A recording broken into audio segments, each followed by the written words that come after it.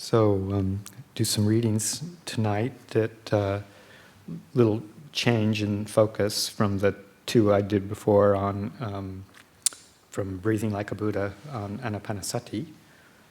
I'm going to do a little bit of an introduction, some of the terms and references in the Satipatthana Sutta to kind of flesh that out a little bit to give a context for our going into the fourth Satipatthana in a little while.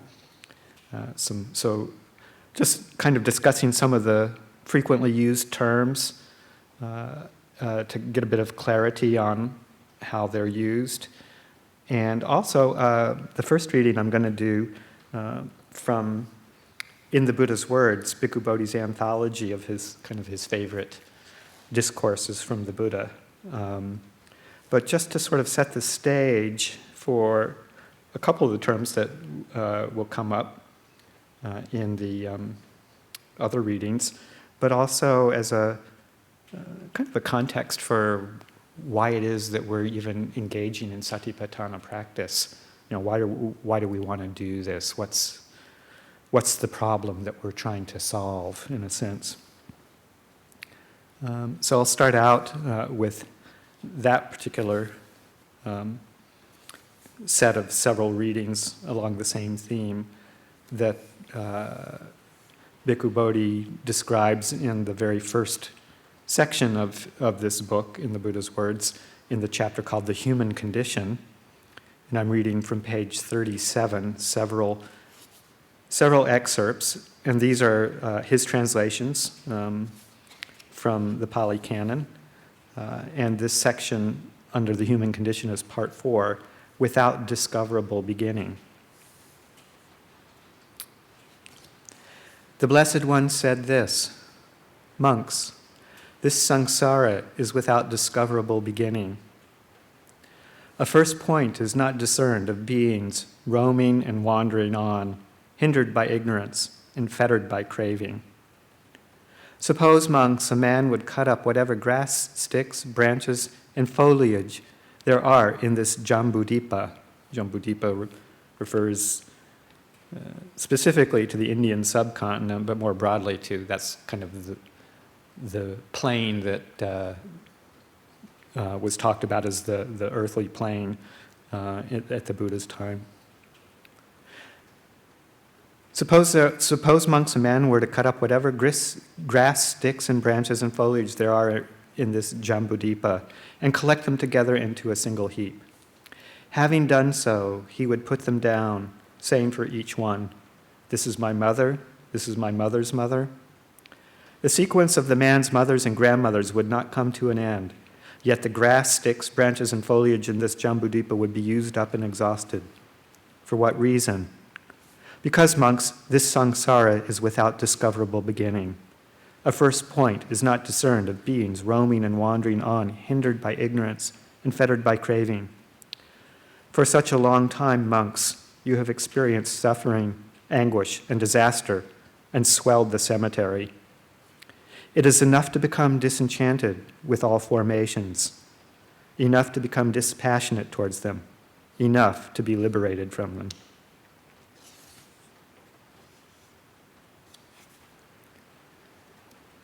A certain monk approached the Blessed One, paid homage to him, sat down to one side, and said to him, "Venerable Sir, how long is an eon?" "An eon is long, monk. It is not easy to count it and say it is so many years, or so many hundreds of years, or so many thousands of years, or so many hundreds of thousands of years." "Then is it possible to give a simile, Venerable Sir?" "It is possible, monk," the Blessed One said. "Suppose, monk, there was a great stone mountain, a yojana long, a yojana wide, and a yojana high, without holes or crevices, one solid mass of rock." A yojana is about 7 miles. "At the end of every 100 years, a man would stroke it once with a piece of fine cloth. That great stone mountain might by this effort be worn away and eliminated, but the eon would still not have come to an end. So long as an eon, monk.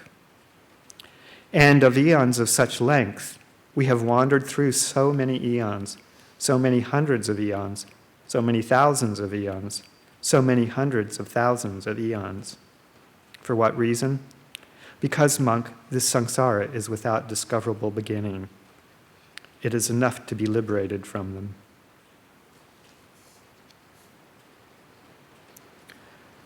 Monks, this samsara is without discoverable beginning. A first point is not discerned of beings roaming and wandering on, hindered by ignorance and fettered by craving. There comes a time, monks, when the great ocean dries up and evaporates and no longer exists. But still, I say, there is no making an end of suffering for those beings roaming and wandering on, hindered by ignorance and fettered by craving. There comes a time, monks, when Ṭhānissaro, the king of mountains, burns up and perishes and no longer exists. But still, I say, there is no making an end of suffering for those beings roaming and wandering on, hindered by ignorance and fettered by craving. There comes a time, monks, when the great earth burns up and perishes and no longer exists. But still, I say, there is no making an end of suffering for those beings roaming and wandering on, hindered by ignorance and fettered by craving. Suppose, monks, a dog tied up on a leash was bound to a strong post or pillar. It would just keep on running and revolving around that same post or pillar. So too, the uninstructed worldling regards form as self, feeling as self, perception as self, volitional formations as self, consciousness as self. He just keeps running and revolving around form, around feeling, around perception, around volitional formations, around consciousness. As he keeps on running and revolving around them, he is not freed from form, not freed from feeling, not freed from perception, not freed from volitional formations, not freed from consciousness. He is not freed from birth, aging, and death, not freed from sorrow, lamentation, pain, dejection, and despair, not freed from suffering, I say. So just a few very strong sentiments about all of us caught in this samsara that's without a discoverable beginning. And I think one of the points I was trying to make or point out is that term, hindered by ignorance and fettered by craving. Ignorance and craving are kind of like they're the two major forces that obstruct us from freedom. There's other kind of variations on that and subcategories, but those are the basic thrusts. And oftentimes, you'll see these two factors, ignorance and craving, through the dependent origination. Ignorance being sort of the first point in the cycle, and craving part of the way through, halfway through or so. And oftentimes they're referred to as the two places within that dependent origination cycle where one can make the greatest impact to unravel the process of being born into suffering, which is what dependent origination is actually pointing out, how suffering comes to be. And that the points to focus on are eliminating ignorance and eliminating craving. So we have the opportunity through the Buddha's path to be freed from this hindered by ignorance and fettered by craving. So these terms come up, ignorance and craving come up fairly often, and they will be coming up more over the next few months, and how we start to focus on them to help them disband.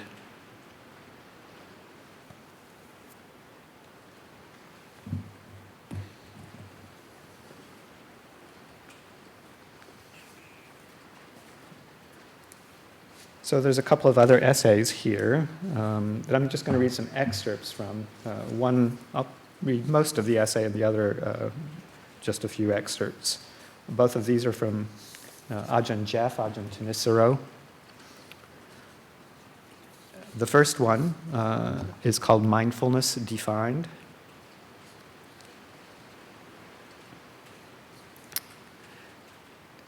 What does it mean to be mindful of the breath?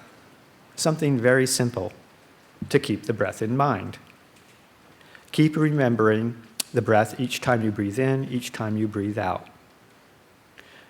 The British scholar who coined the term mindfulness to translate the Pali word sati, who was, I can't remember who it was, somebody in the, maybe Rhys Davies, I think, I'm not quite sure. The British scholar who coined the term mindfulness to translate the Pali word sati was probably influenced by the Anglican prayer to be ever mindful of the needs of others. In other words, to always keep their needs in mind. But even though the word mindful was probably drawn from a Christian context, the Buddha himself defined sati as the ability to remember, illustrating its function in meditation practice with the 4 satipatthanas, or establishings of mindfulness.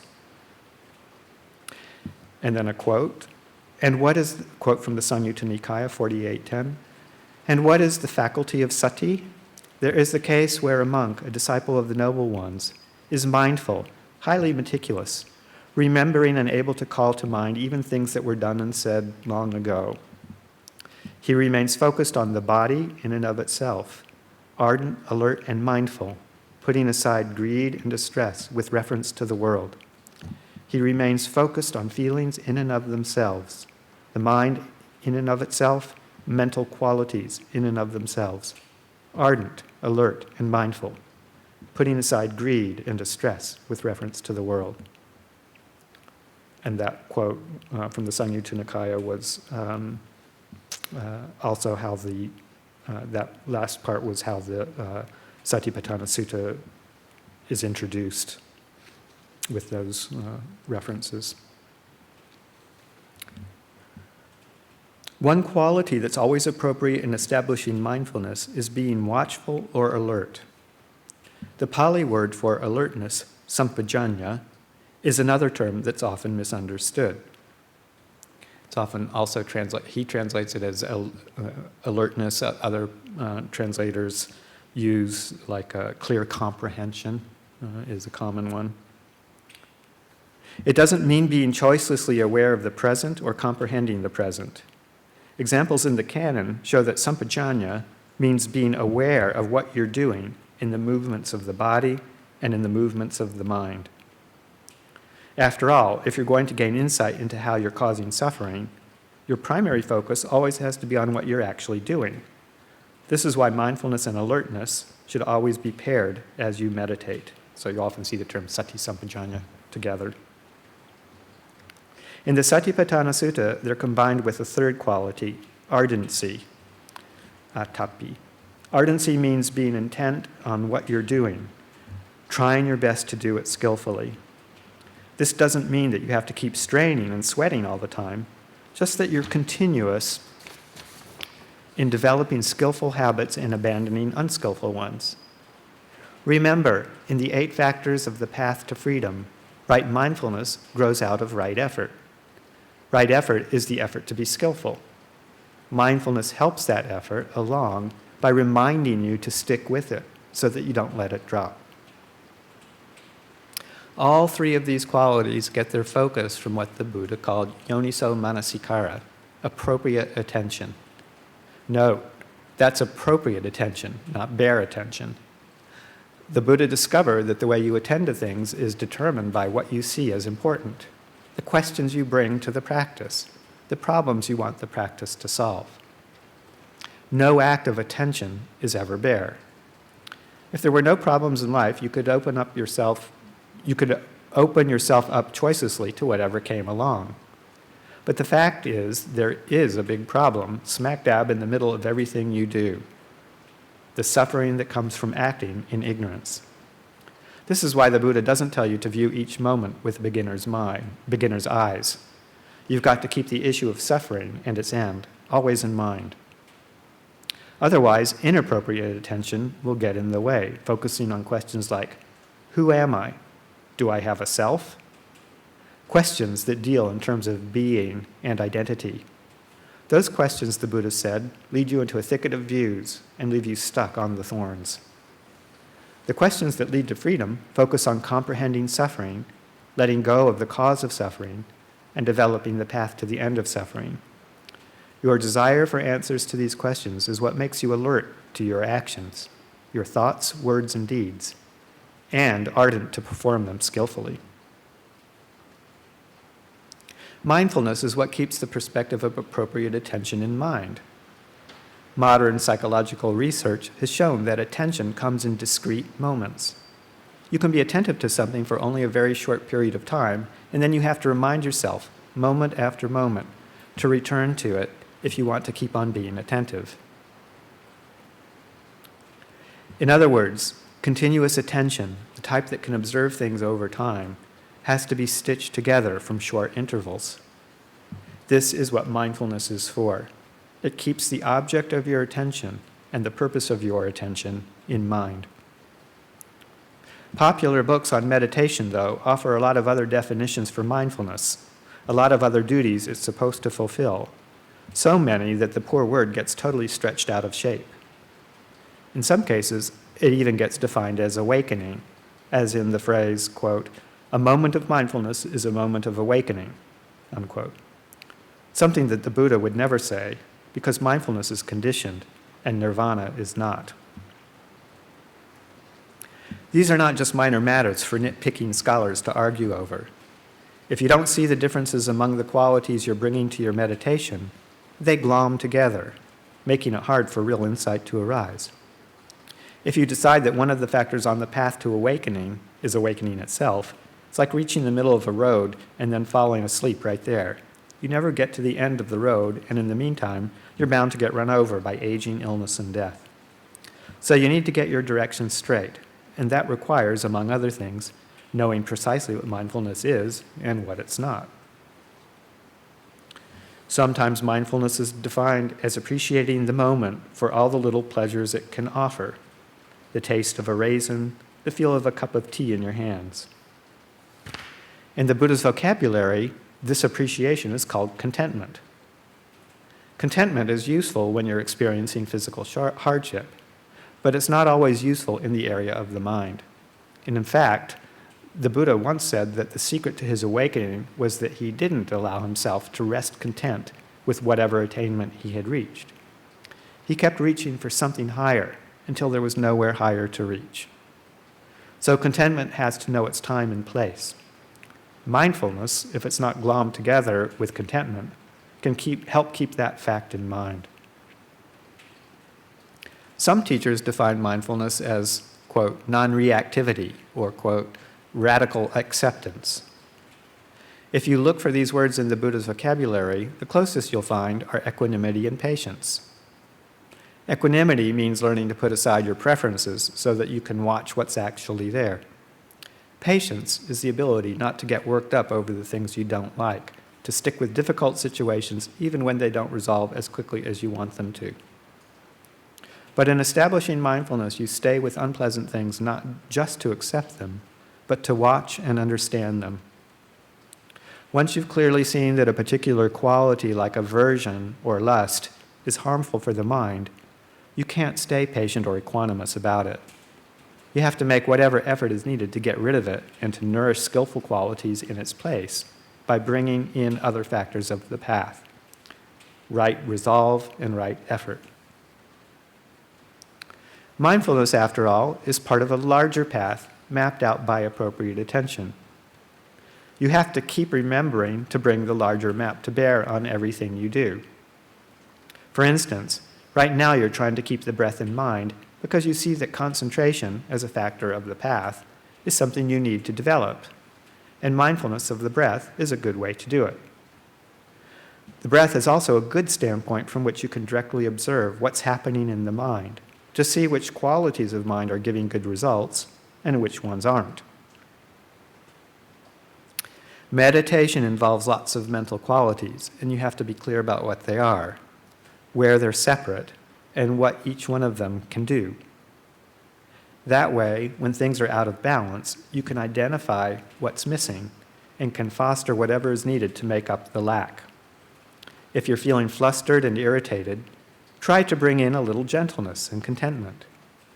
When you're lazy, rev up your sense of the dangers of being unskillful and complacent. It's not just a matter of piling on more and more mindfulness.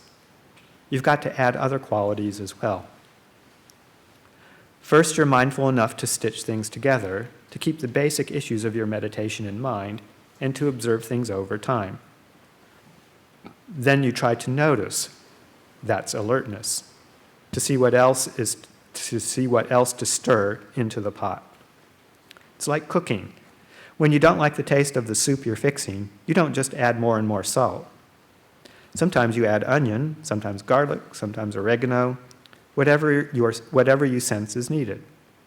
Just keep in mind the fact that you've got a whole spice shelf to work with. And remembering that your cooking has a purpose. In the map of the path, right mindfulness isn't the end point. It's supposed to lead to right concentration. We're often told that mindfulness and concentration are two separate forms of meditation, but the Buddha never made a clear division between the two. In his teachings, mindfulness shades into concentration. Concentration forms the basis for even better mindfulness. The four establishings of mindfulness, the four satipatthana, are also the themes of concentration, samadhi.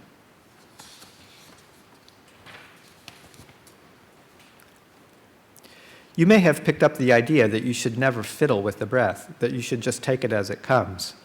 Yet, meditation isn't just a passive process of being non-judgmentally present with whatever's there and not changing it at all. Mindfulness keeps stitching things together over time, but it also keeps in mind the idea that there's a path to develop, and getting the mind to settle down is a skillful part of that path. This is why evaluation, judging the best way to maximize the pleasure of the breath, is essential to the practice. In other words, you don't abandon your powers of judgment as you develop mindfulness. You simply train them to be less judgmental and more judicious, so that they yield tangible results.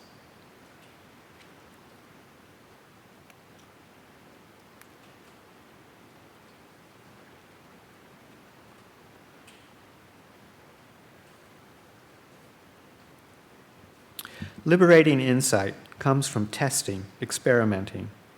This is how we learn about the world to begin with. If we weren't active creatures, we'd have no understanding of the world at all. Things would pass by, and we wouldn't know how they were connected because we'd have no way of influencing them to see which effects came from changing which causes. It's because we act in the world that we understand the world. The same holds true with the mind. You can't just sit around hoping that a single mental quality, mindfulness, acceptance, contentment, oneness, is going to do all the work. If you want to learn about the potentials of the mind, you have to be willing to play with sensations in the body, with qualities in the mind.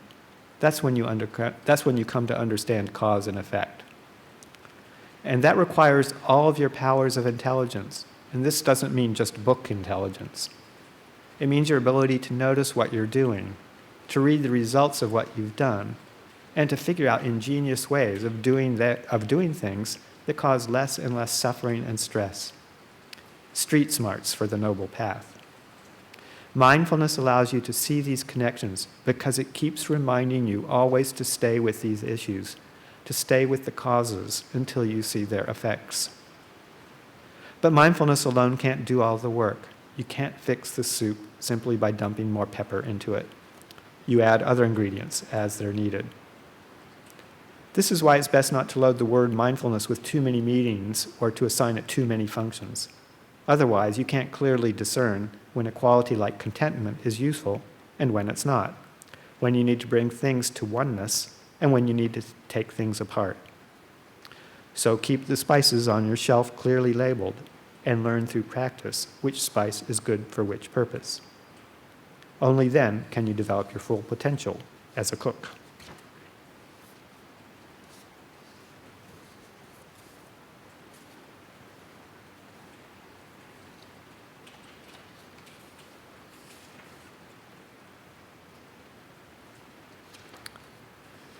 And then just a few excerpts from this essay called One Tool Among Many, the place of vipassana in Buddhist practice.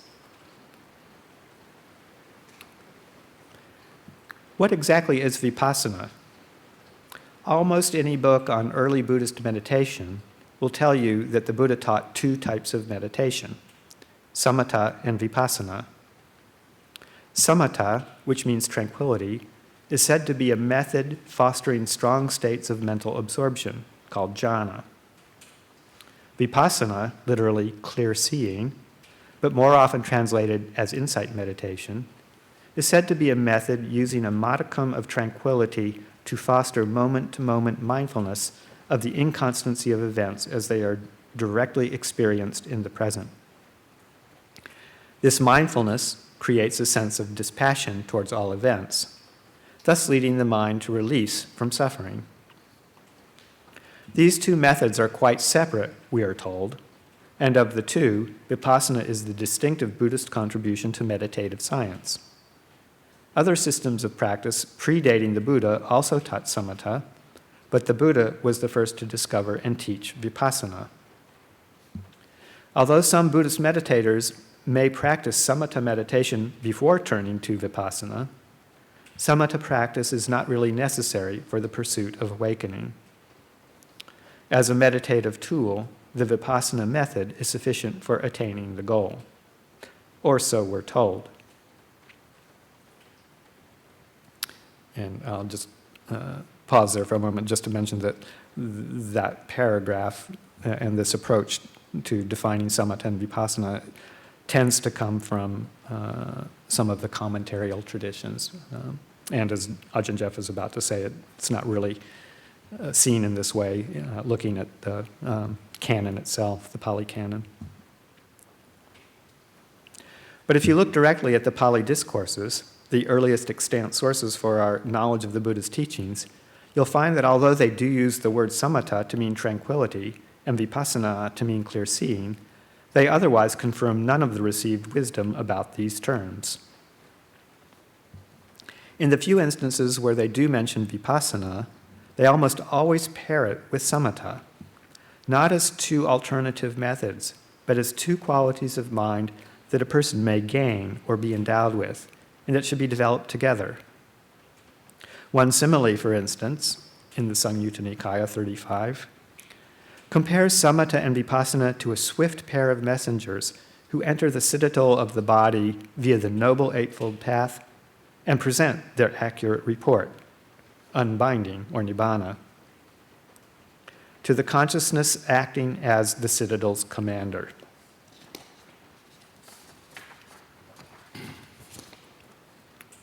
There's another passage, for instance, describing three ways in which samatha and vipassana can work together, leading to the knowledge of awakening. Either samatha precedes vipassana, vipassana precedes samatha, or they develop in tandem. The wording suggests an image of two oxen pulling a cart. One is placed before the other, or they are yoked side by side. Another passage indicates that if samatha precedes vipassana, or vipassana precedes samatha, one's practice is in a state of imbalance and needs to be rectified. A meditator who has attained a measure of samatha, but no vipassana into events based on heightened discernment, should question a fellow meditator who has attained vipassana. How should fabrications, sankhara, be regarded? How should they be investigated? How should they be viewed with insight? And then develop vipassana in line with that person's instructions. The verbs in these questions, regarding, investigating, seeing, indicate that there's more to the process of developing vipassana than a simple mindfulness technique.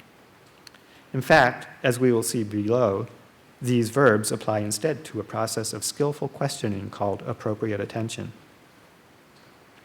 The opposite case, a meditator endowed with a measure of vipassana into events based on heightened discernment, but no samatha, should question someone who has attained samatha. How should the mind be steadied? How should it be made to settle down? How should it be unified? How should it be concentrated? And then follow that person's instructions so as to develop samatha.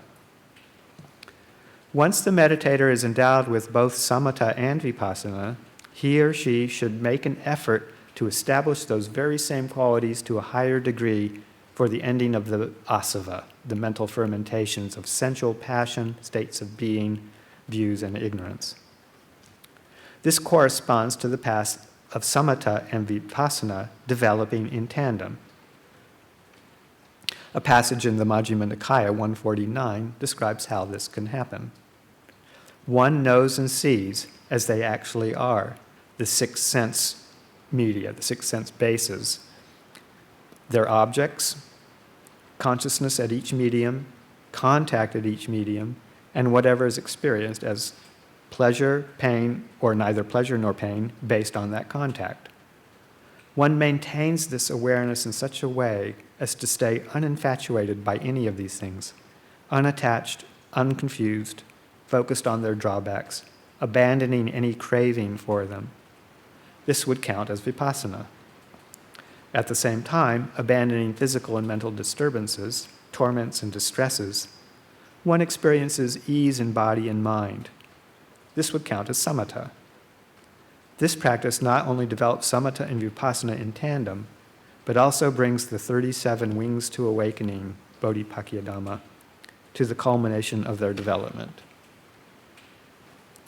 From this description, it's obvious that samatha and vipassana are not separate paths of practice, but instead are complementary ways of relating to the present moment.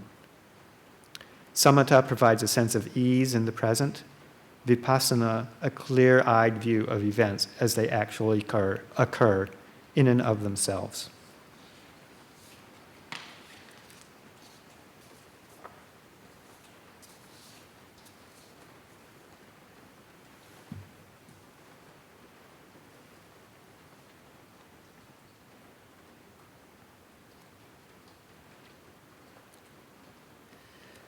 So I have a few comments that I'll make about those readings, but first I think I'm just going to do a little bit of reading from the Satipatthana Sutta itself, which is what we'll be concerning ourselves with, particularly the fourth Satipatthana, and then a few comments to make about what I just read.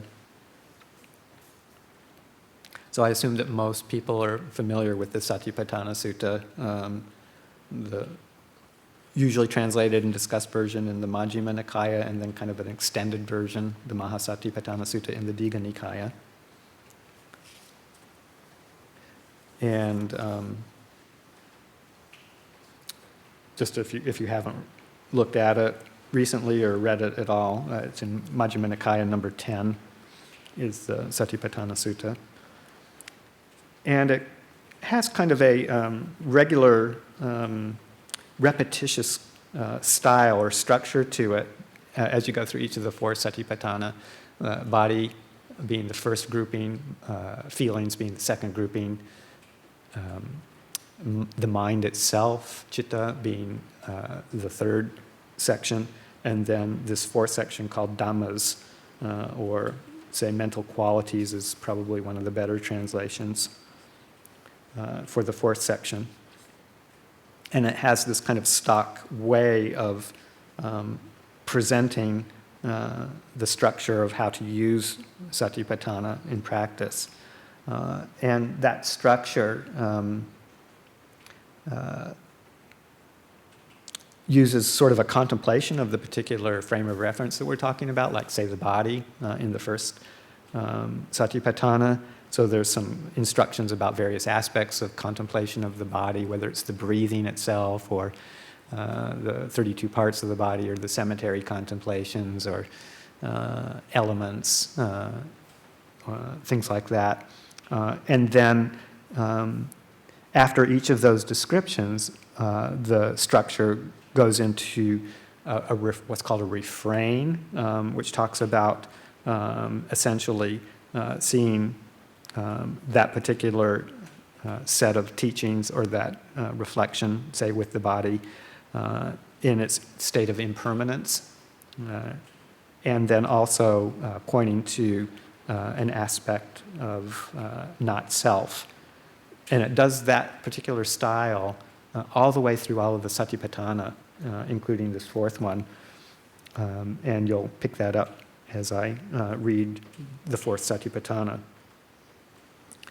So the fourth satipatthana includes reflections on the 5 hindrances, the 5 aggregates, the 6 sense bases, the 7 factors of awakening or the 7 factors of enlightenment, and the 4 noble truths. And so it starts out in that section with hindrances. And how, monks, does he, in regard to Dhammas, abide contemplating Dhammas? Here, in regard to Dhammas, he abides contemplating Dhammas in terms of the 5 hindrances. And how does he, in regard to Dhammas, abide contemplating Dhammas in terms of the 5 hindrances? If sensual desire is present in him, he knows, there is sensual desire in me. If sensual desire is not present in him, he knows, there is no sensual desire in me. And he knows how unarisen sensual desire can arise, how arisen sensual desire can be removed, and how a future arising of the removed sensual desire can be prevented. If aversion is present in him, he knows, there is aversion in me. If aversion is not present in him, he knows, there is no aversion in me. And he knows how unarisen aversion can arise, how arisen aversion can be removed, and how a future arising of the removed aversion can be prevented. If sloth and torpor is present in him, he knows, there is sloth and torpor in me. If sloth and torpor is not present in him, he knows, there is no sloth and torpor in me. And he knows how unarisen sloth and torpor can arise, how arisen sloth and torpor can be removed, and how a future arising of the removed sloth and torpor can be prevented. If restlessness and worry is present in him, he knows, there is restlessness and worry in me. If restlessness and worry is not present in him, he knows, there is no restlessness and worry in me. And he knows how unarisen restlessness and worry can arise, how arisen restlessness and worry can be removed, and how a future arising of the removed restlessness and worry can be prevented. If doubt is present in him, he knows there is doubt in me. If doubt is not present in him, he knows there is no doubt in me. And he knows how unarisen doubt can arise, how arisen doubt can be removed, and how a future arising of the removed doubt can be prevented.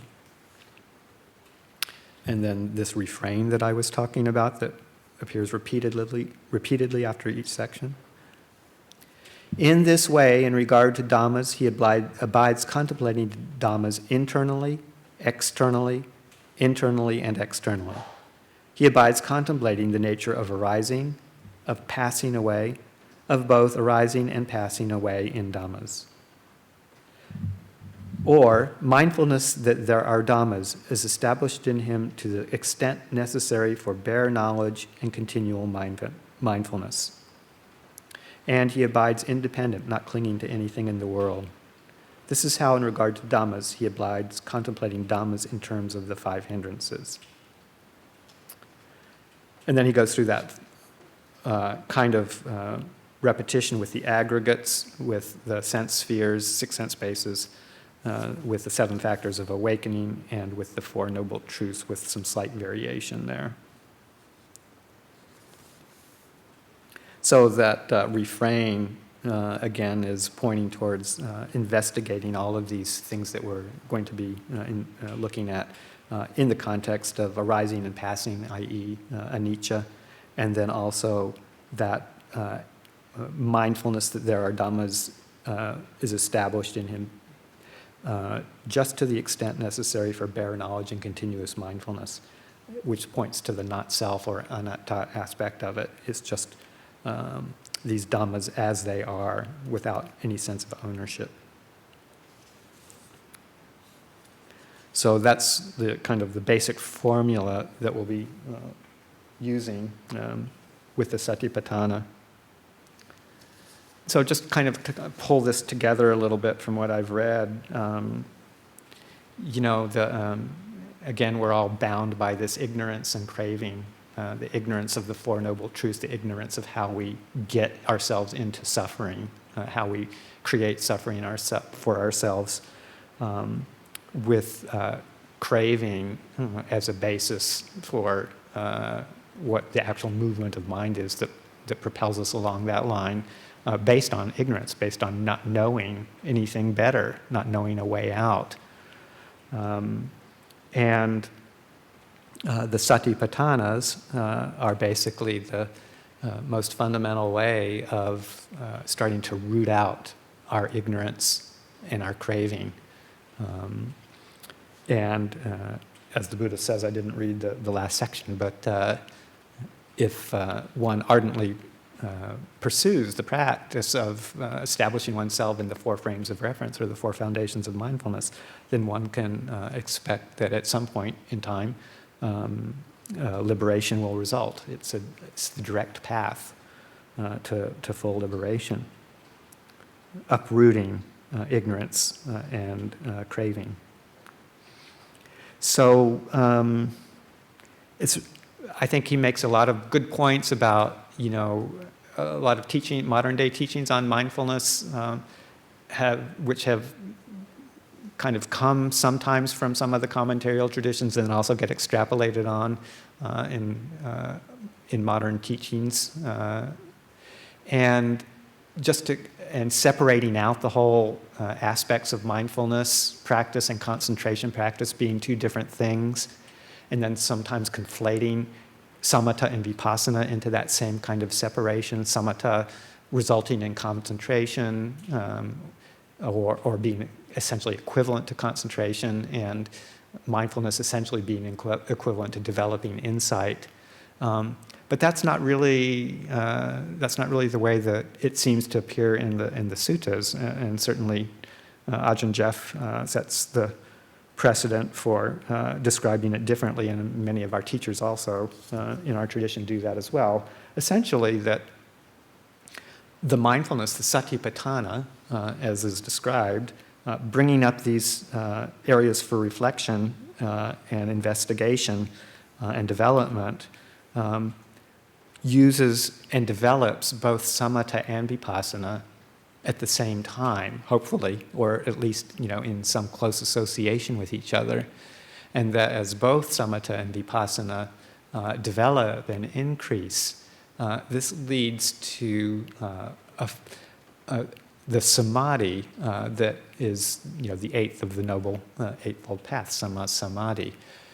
And kind of redefining samadhi, not using the word concentration, which is, I think in many of our minds, not a great translation of samadhi, but more in terms of kind of an unwavering composure of mind, or a collectedness of mind that is very alert, aware, broad-based, and attentive, and not concentrated in the normal sense that we use the word concentration as like pinpoint attention on a very small object, but a fully composed, fully alert, and pulling in that aspect of sampajanya, clear awareness, that is unwavering, that is steady. And it's that state of mind that comes from both samatha and vipassana in relation to all of these four satipatthanas. That's what gives us the clarity and ability to be able to see the world as we create it, as it arises in our minds, and how we get fooled and create this continuing cycles of suffering that keep us stuck in the cycles of existence. And through that clarity of seeing, through samadhi, samadhi, there develops that clarity that leads to dispassion, disenchantment, dispassion, and relinquishment, to the point where one lets go of the hindrances, the underlying tendencies that keep us bound in samsara, and a chance to open up to that which is not part of samsara, the unconditioned. So that's kind of a way of setting the stage for why it is that we do this practice and where we might be able to take it if we develop it to its fullest. And so we'll be exploring more of those ideas in detail as the months go on here.